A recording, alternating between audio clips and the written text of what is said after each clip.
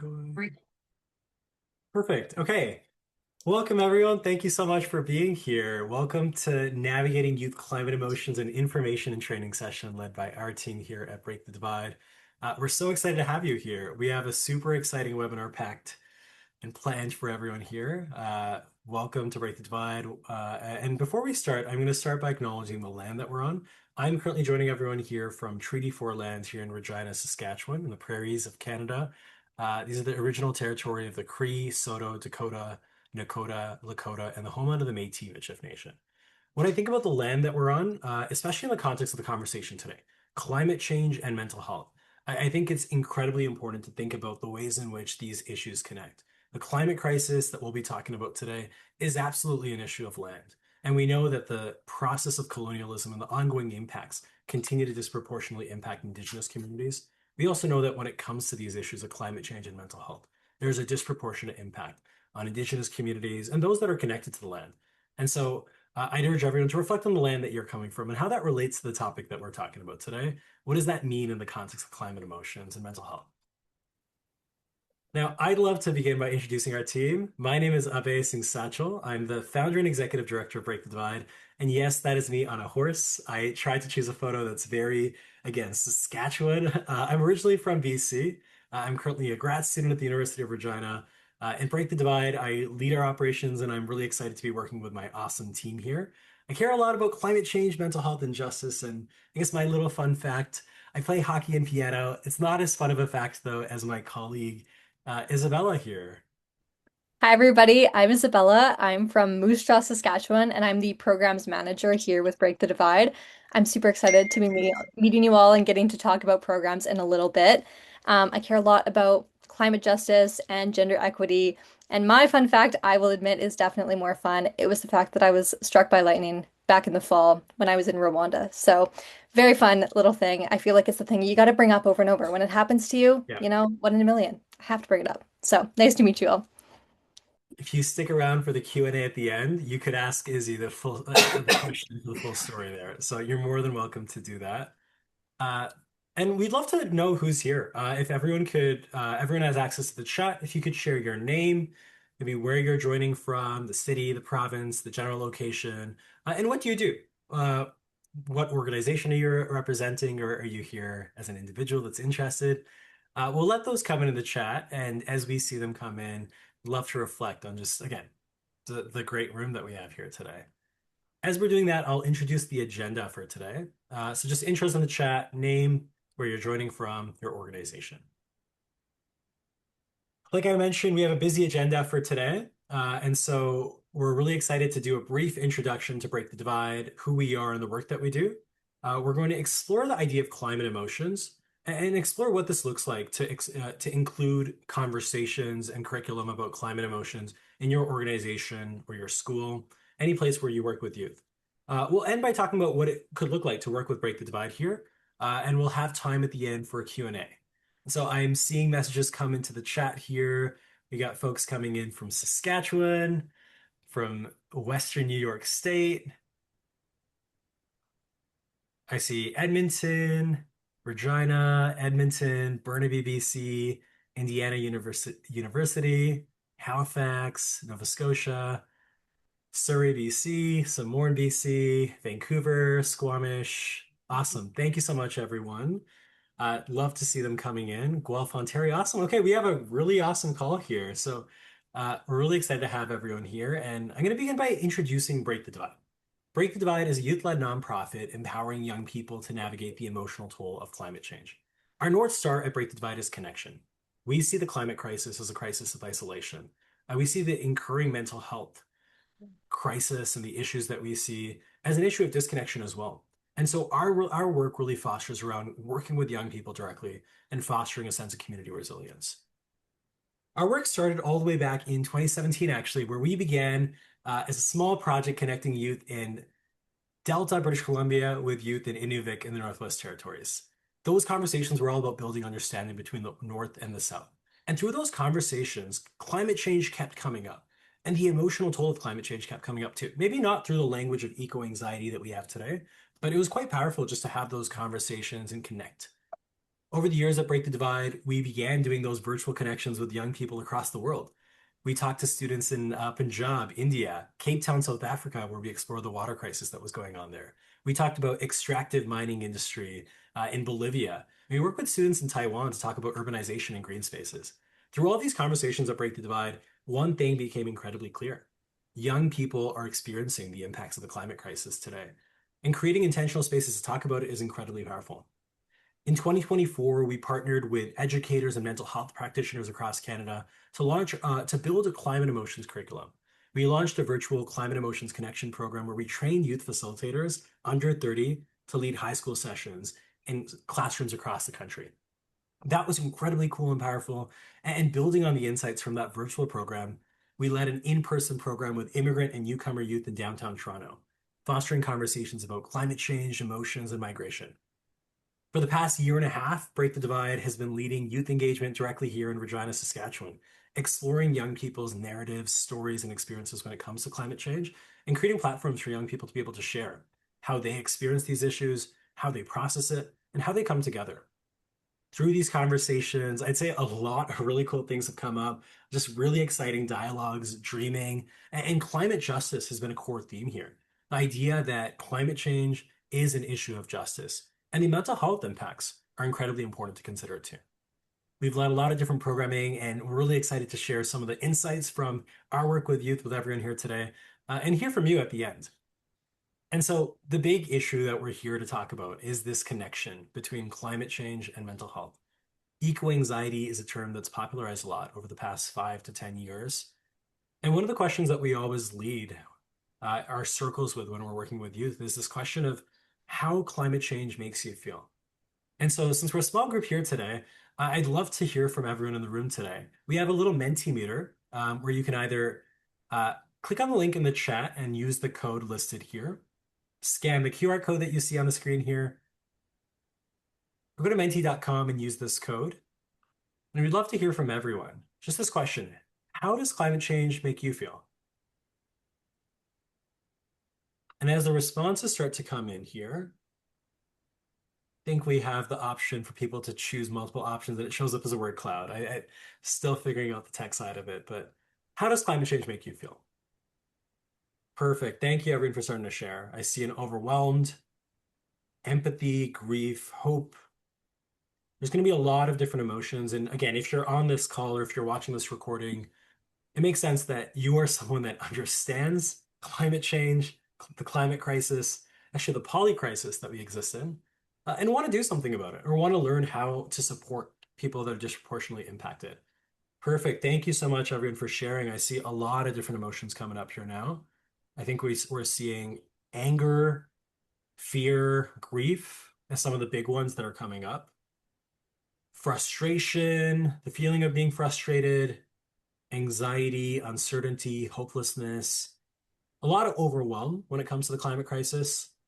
Apathy, I think that's an incredibly real one. And Izzy can talk about this as well. This is something that we've seen a lot in the classrooms that we work with. And I think that apathy often connects to the sense of hopelessness, often helplessness, even.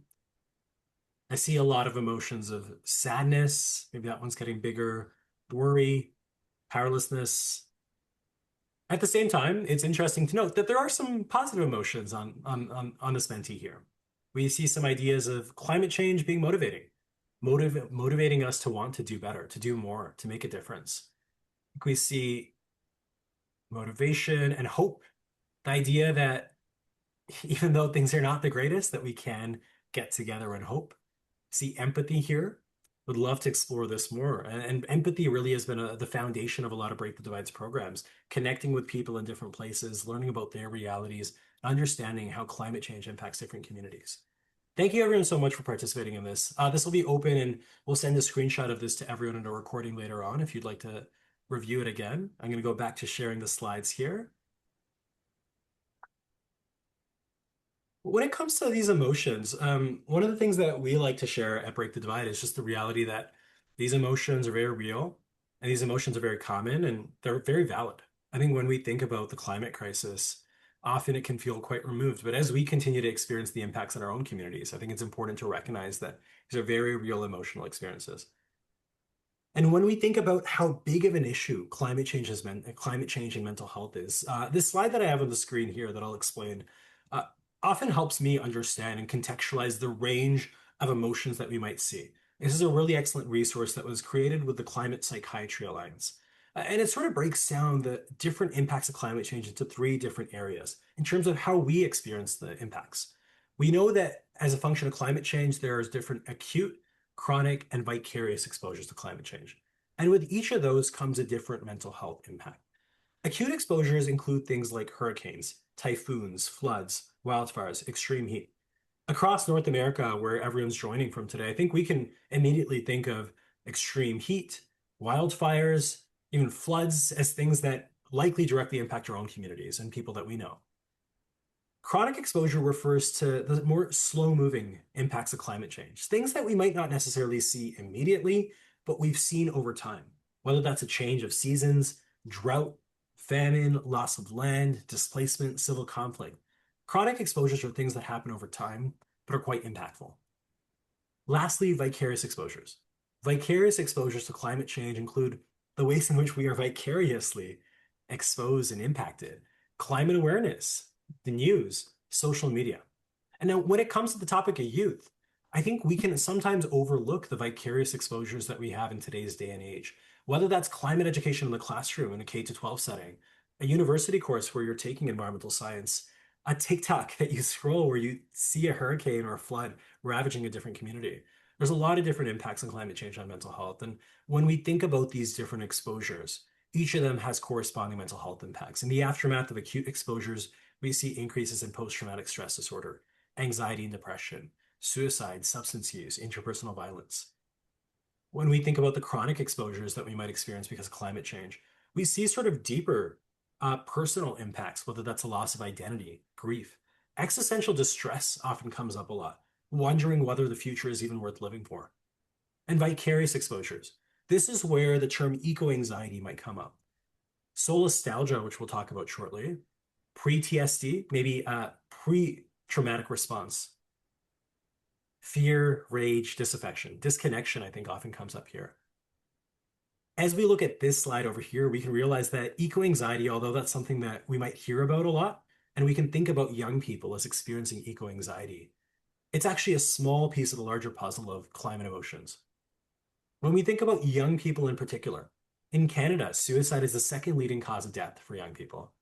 And in a 2021 survey of 10,000 young people around the world, built on by 2023 research on Canadian youth, uh, samples of that research showed that 73% of young people believe that the future is frightening.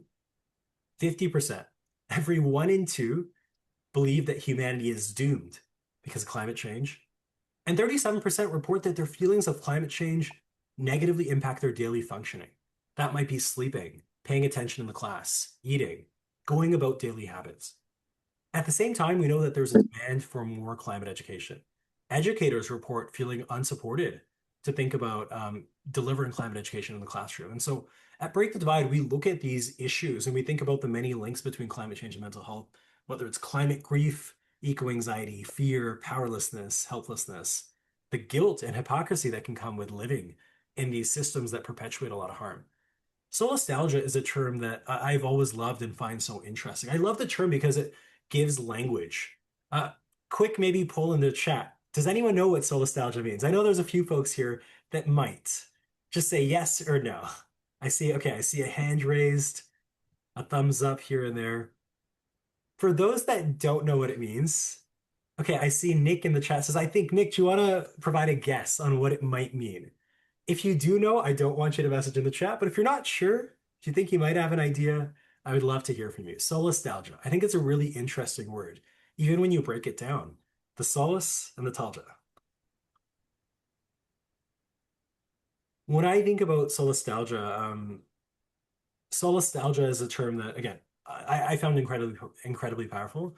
Solastalgia refers to a place-based homesickness where you're still in your physical home location. And I see, okay, a perfect definition coming in the chat. Nostalgic about the natural environment that was around when you were a kid, which is no longer the same. I think the point in the chat, Nick, that you made there, solastalgia is longing for something that's gone. It's a homesickness that one might experience when you're still in your same physical home location. The environment is around you has changed so much that your home no longer feels like home. That is an experience that the first time I heard about that, I heard about it when it was the summer of 2021, and my hometown of Surrey, BC, was really suffering from wildfire smoke. And again, when I think about that experience, I wasn't the worst impacted, yet I was experiencing an impact of climate change. And it made me feel the sense of longing for the environment that I used to know. That had a longer, sort of deeper impact on me that I wanted to process and learn more about. So nostalgia. We've also built a really cool climate terminology resource to break the divide. You can scan this QR code, but you'll also get this in the chat later on in an email. This is a resource that we've created that we share with our educators to understand the many different ways in which climate change impacts mental health. And the Climate Mental Health Network has an excellent resource here to help us position our emotions on this wheel, built into four different quadrants: anger, sadness, fear, and positivity. Many of the emotions that we talked about earlier in that Mentimeter that you all shared. We can think about those emotions in this lens. I heard a lot of frustration, really symptomatic of a larger anger that might be going on. Loneliness, loss, depression, grief, shame, and guilt that we briefly talked about in the quadrant of sadness. And a lot of what we often experience is rooted in fear, being scared for the future, feeling a sense of powerlessness, panicking and being overwhelmed, and having an anxiety and worry about the future. At the same time, we know that there's also emotions that exist in this top quadrant. Positivity. We know that we can generate some positive emotions and feel a sense of positivity when it comes to climate change because the immense amount of opportunity there is, whether that's the opportunity to generate interest, to be empowered, to be inspired and foster empathy, or to feel gratitude and a sense of hope for the future, hope in what we can control. When it comes to young people, I think the reality is that there's often a deeper toll. And literature and the research on our work with youth has made that incredibly clear that for most young people, the climate crisis is symptomatic of a much larger issue of justice, of injustice.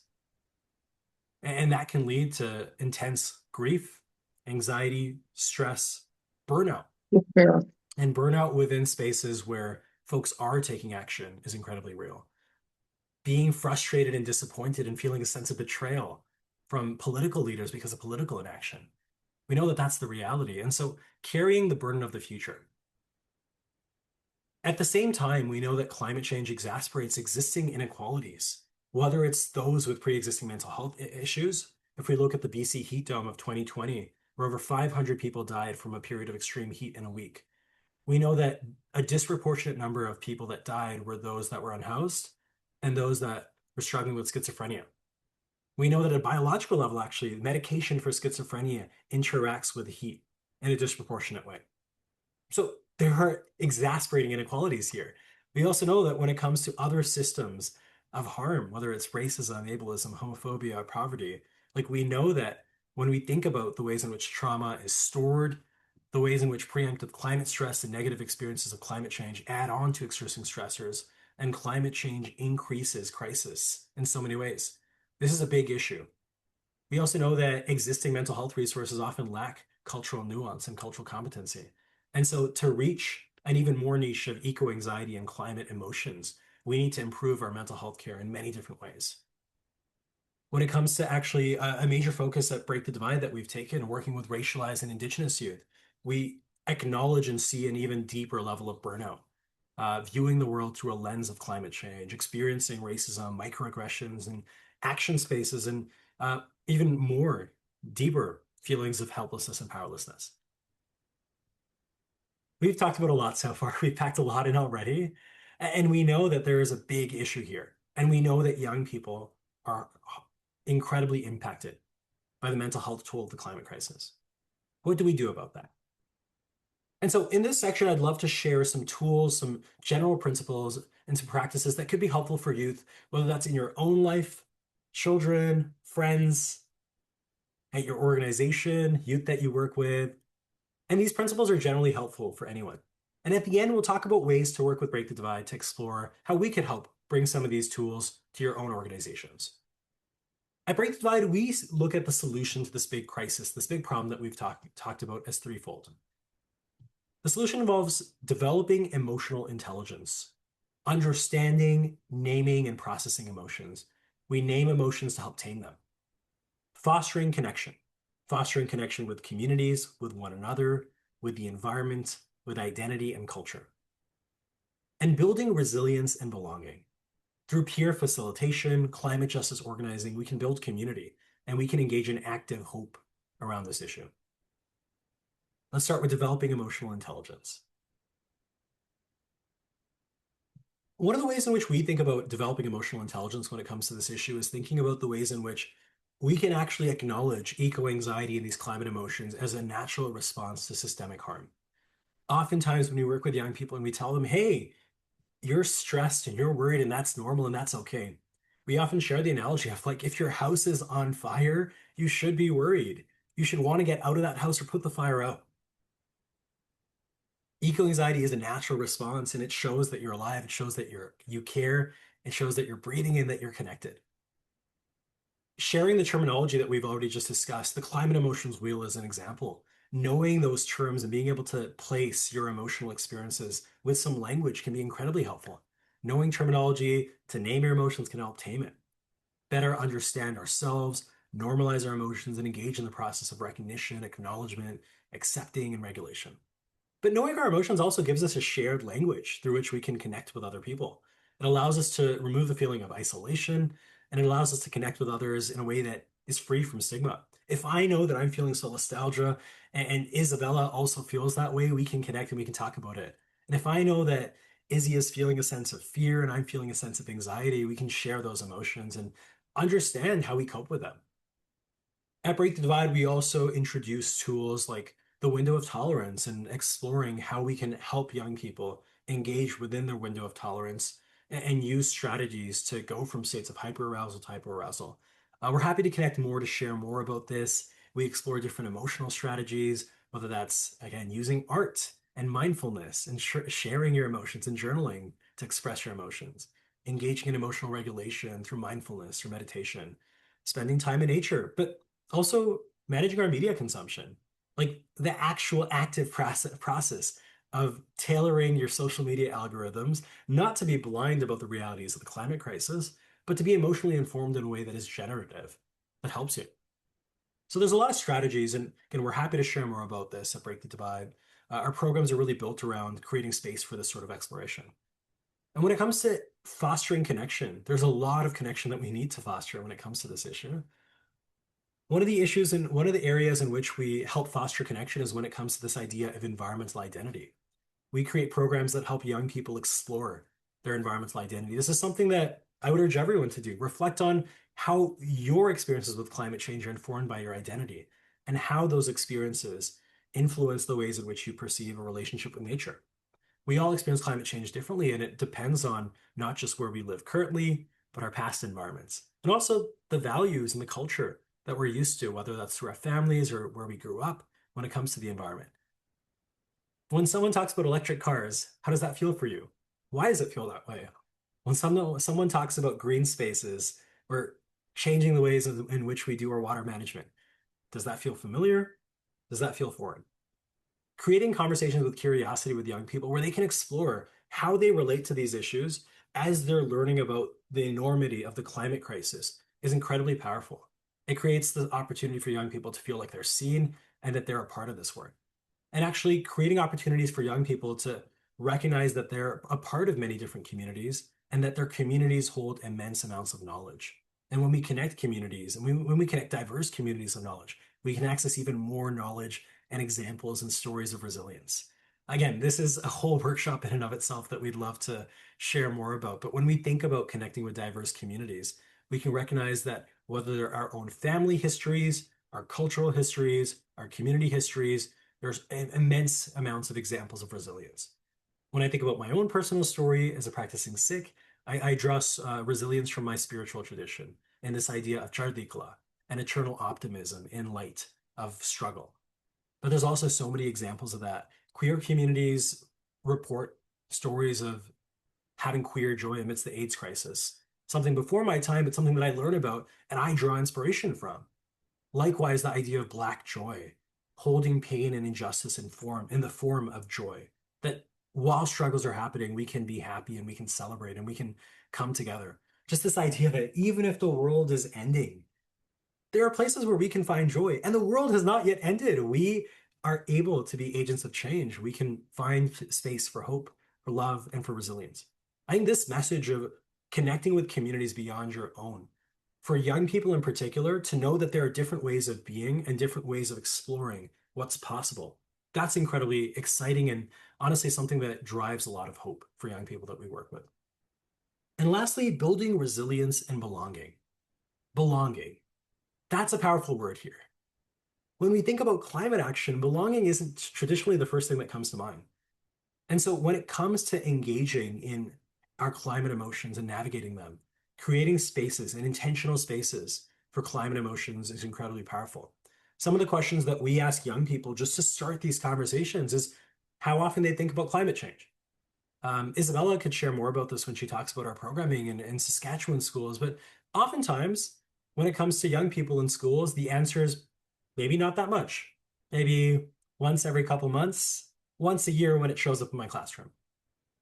But then when we explore different questions and approach with curiosity, how have you or your community been impacted by climate change? We might see young people share that actually the smoke from the wildfires last summer was really bad because it disrupted their camping trips. That's a connection. It's a point of feeling a part of a group that understands something and then exploring the emotions around it. And so really there are steps to being able to be emotionally vulnerable. And one of the ways in which we inform emotional vulnerability that I think would be really promising in your organizations and with youth that you work with is to use a peer-to-peer connection model. Our programs center a near peer connection model where youth under 30 go into elementary and high schools. So people that are still young, still going into high schools and being positive role models. As we train those youth facilitators on climate emotions dialogue facilitation, they create spaces where they allow youth to show up authentically and facilitate conversations, not just about climate change, not just about emotions, but conversations that center identity, culture, community, your environment, and create space for young people to show up as their full and authentic selves and be vulnerable in expressing the multiple parts of their being. Climate justice is a key focus of this too. By expanding the conversations to be about climate justice, we create spaces in which young people can focus on climate justice organizing to build community and engage young people as agents of change, building systemic solutions. When you know that what you're doing is actually targeting a much larger issue, it's exciting. You feel the momentum of it. And so action, again, like climate action only comes this far into our work once we've created space for conversation, once we've connected young people with one another and these really important topics of intersections, it's only then that we activate young people to take action. Although the idea traditionally can be that action is an antidote to anxiety, and we absolutely believe that action is critical when it comes to the climate crisis. We need steps to be able to create space for processing, for healing, and for connection. And then, as we engage in climate action, we can engage in community centered action that brings together our identities, the communities that we belong to, and the emotions that we're experiencing. Again, we're happy to share more about this and explore what this could look like with youth that you work with, creating conversations on intentional climate action. To end with the question of what types of actions connect to your identity, to your community, and to your emotions. And just like that, at Break the Divide, we try to create really intentional spaces for a multifaceted exploration of these topics. And so I would implore you to reflect with the youth that I know that might be struggling with climate anxiety or might have other emotions about the climate crisis. Where am I creating space for conversations about the nuances of this? Am I creating space for conversations on the challenges that we have, but the hope that we have? Do I recognize empathy, something that someone shared earlier? Empathy that I have for other people, for the planet, for myself. And how can I explore this possibility of climate action with optimism and an optimism that is grounded in action, active hope, really? And recognizing that there are systemic shifts needed. This is something that we bring to our programs, and it's something that I encourage everyone to bring to youth that you work with. Recognizing that the issues go beyond just our individual actions, but we can build resilient and connected communities.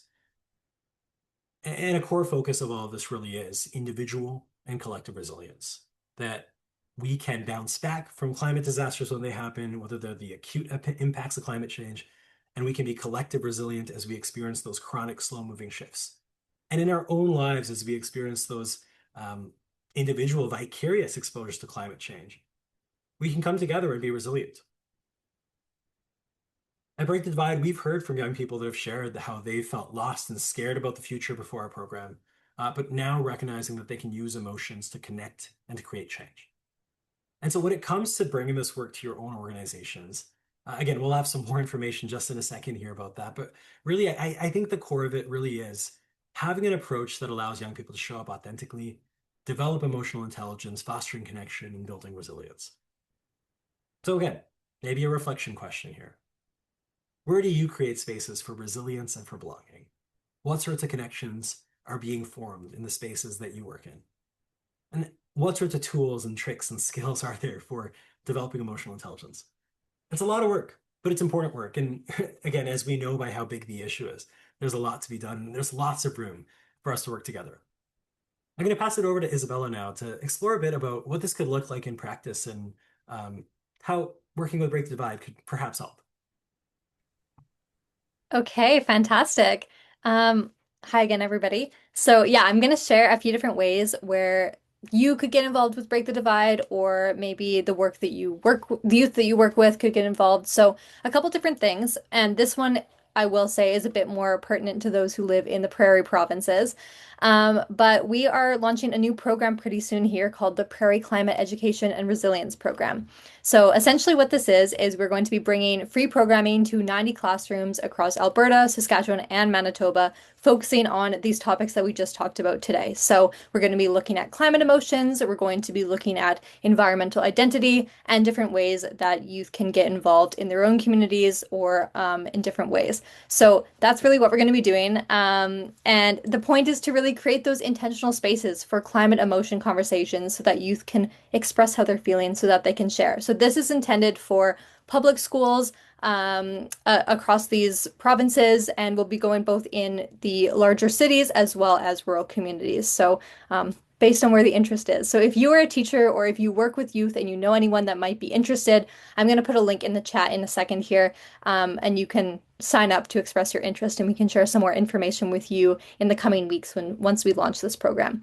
Now, we've been doing an iteration here in Saskatchewan for the past month or so, called the Saskatchewan Climate Education and Resilience Program. And we are operating in 10 different public schools in Moose Jaw and Regina. And it's been going exceptionally well. We've gotten great feedback from teachers. We've gotten great feedback from the students. I myself have been going into a few of these classrooms and running some of these sessions. And from the conversations we've been seeing today, like I am really noticing the need for this program. A lot of the youth that I talk to in these classrooms, they identify that they are feeling stressed. They identify that they're feeling apathetic, that they're feeling anxious. And I think these emotions are a sign that we need to be doing this kind of work. You know, I had a teacher just the other day tell me that he's been teaching the environmental science curriculum for like 10, 15 years. He was my teacher in high school, so it's been a while. And he said that this is the first time he's really brought in that emotional side of things and really talked about how the kids feel about the material that he is teaching alongside it. So it was a really great discussion that we were able to have, and just kind of showed, why it's so important. So all that being said, this is the program. We're very excited. If you're an organization as well, we are very much looking to collaborate and to work on this as well. So if anybody is interested, I will be putting the form in the chat right there. The top one is the interest form. So if you're interested, please leave your email there for us. As well, we also offer workshops and training. And so if you are interested in learning more about this topic, bringing this back to your team, providing, a training session for the staff that you work with or different youth that you work with in various capacities, we host paid workshops. So we have a variety of topics. It's a lot similar to the kind of stuff we talk about today, but we go a lot more in depth. There's a lot more interactive elements and stuff like that. So if this is of some interest to you, that same interest form, you can fill that out. You just indicate which one you're interested in. So if you're interested in the free programming that we offer, that's one of the options. Or if you might be interested in our workshops, our paid workshops, we would love to come and meet you. And we're happy to hop on a call at any point to chat about, what this looks like, to chat about your budget, to chat about what works for you. So don't hesitate to let us know. Even if this is of slight interest, we'd love to hear from you. So some really fun stuff there. And then we're also, yeah, so this is what I linked there. And then in addition to this, we're also currently hiring for a few summer student positions. So if you know anyone that's in any of these provinces and they're looking for a summer job, they get to work with us. It'll be really fun. So that's that second link that I put in the chat there. You can share that with them. We'd love to have lots of applications. So I think that's all from me. Abe, back over to you. Thanks, Izzy. And I think it's so important. Just again, there's opportunities to engage. And while the principles here are, again, something that we would love for you to take from just what you learned today, like into your own workspaces or into your own lives. Like I just remember the first time that I I play hockey and I was talking to a friend of mine, a new hockey teammate from northern Saskatchewan or rural Saskatchewan, small town basically. And again, I asked him how he feels about these things, and what he said to me was he's never thought about it.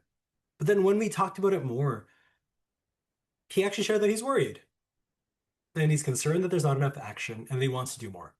And so that initial question can make such a big difference in our own lives when it comes to that exploration of our emotions. And so we hope that those strategies were helpful. And again, in practice, we have this exciting new program coming up where we'd love to get connected, as Izzy mentioned. We're really excited to, again, grow our work through workshops and trainings and really spread this work to as many places as possible. Uh, really, as I begin to close here, we know that mental health is a big issue. And when we think about the impacts of climate change that are to come, we know that there are clear demands for this sort of work, and we know that there's a clear cost when we don't take action. At Break the Divide, we really believe in this vision of empowering young people with resilience and connection, and we really hope that you join us on this work. Whether that's doing this in your own communities or working directly with us, we know that climate change and mental health are inextricably linked. To heal the planet, we have to collectively heal ourselves. That was our workshop, everyone. That's our little webinar. And we have 5 minutes here, and we're happy to stay beyond the 45-minute time for the webinar as well with questions.